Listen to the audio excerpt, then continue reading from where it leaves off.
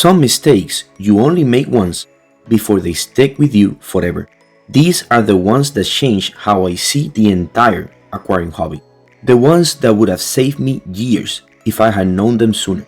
So, if you're just starting out, or even if you've been in the hobby for a while, these lessons might save you from learning the hard way like I did.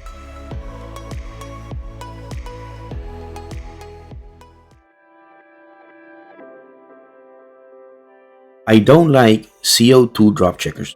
I used to rely on them like everyone else. I thought they were essential, but for some reason, I could never get the perfect lime green color people talk about. I'll follow the 2 bubble per second rule, tweak it, and still nothing.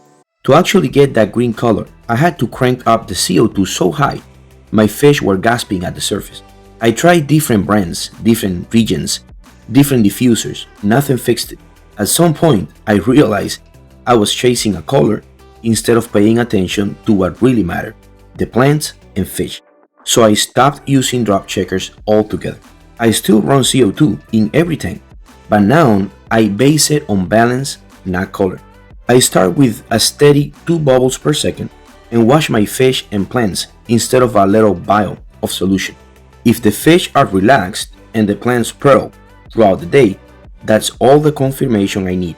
Since then, I haven't lost a single fish to CO2 stress, and my plants still thrive. The way I see it, if I ever have to risk something, I'll rather risk slower plant growth than the health of my fish.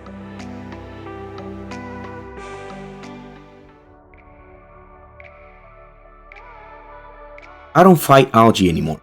I used to. Every time it showed up, I'll research what type it was, what caused it, and how to get rid of it.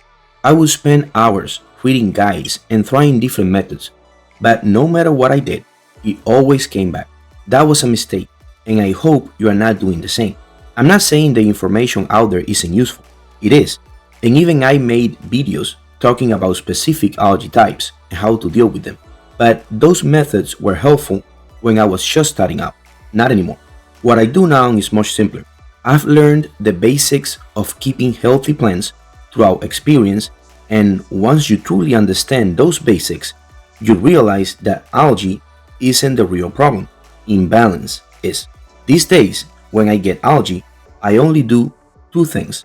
I either adjust fertilization more or less depending on what I'm already dosing, or I add more algae eaters like autos, amanos, or nerites. That's it. No chemicals, no overcomplicating things. When your aquarium is balanced, algae disappears on its own. And if you want to learn those basics that make algae management effortless, I have plenty of videos on my channel that go over everything you need to know. If you guys are enjoying the video, remember to like and subscribe so that I can continue bringing you weekly content about this beautiful hobby.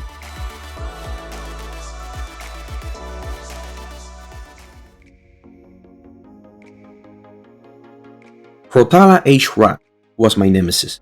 I loved that plant. The shape, the texture, the way it looked in other people's tanks, but I could never get that beautiful red coloration. I tried everything, strong lighting, linear dosing, longer photo periods, nothing worked. The issue was nitrogen. Rotala H. Rat needs really low nitrogen levels to develop that deep red color, and in a tank with a normal fish load, that's nearly impossible. Fish food and waste constantly release nitrogen, so unless you barely keep any livestock, your levels will always stay above 5 ppm. I spent years chasing that perfect red. Then I discovered Rotala Narrow Leaf SP Red, and everything changed. It has a very similar look to H-Rat, but it turns red no matter what. You don't have to drop your nitrates, you don't have to stress your plants. It just grows beautifully under normal conditions. That plant taught me something important. Don't obsess over one species. If a plant keeps giving you trouble, there's probably another one out there that gives you the same look with half the work. In my case, Rotala Narrow Leaf SP Red was that plant. And if you've been trying to get that perfect red tone without stressing your whole setup, I actually have some available on my shop right now. It's one of my favorites. You can check the link in the description if you want to give it a try.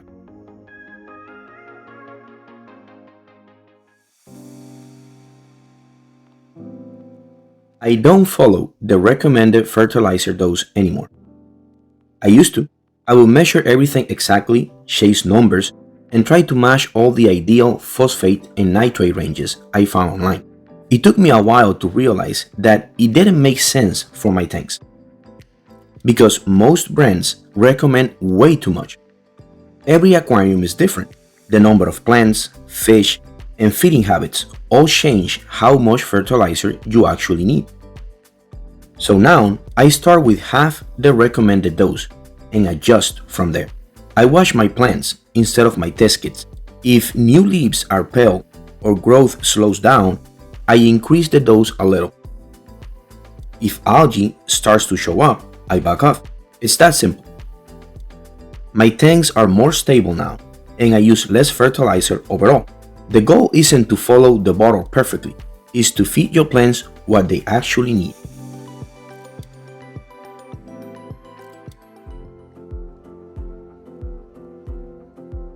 Buying new fish hasn't always gone well for me. Most of the time, they'll come with some kind of illness, and before I knew it, it would spread throughout the entire aquarium. Setting up a quarantine tank sounds great in theory, but in practice, it's tough. It takes space, it needs maintenance, and for most of the time, it just sits there, empty. So I usually ended up treating the fish directly in the main tank. I would always make sure the treatment was labeled as safe for fish, shrimp, and snails, but almost every single time, I would still lose fish. And it wasn't from the illness, it was from the medication itself. For the longest time, I couldn't figure out why, until one day I read the label of a well-known fertilizer brand I was trying out.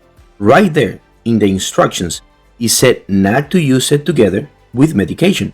It suddenly made sense. I have been fertilizing my tanks while dosing medicine, not realizing the two could react and harm the fish. I don't know why more brands don't warn about this, but ever since then, I've made it a rule. If I'm treating the tank, I stop fertilizing completely. Once the treatment is over, I slowly start dosing again.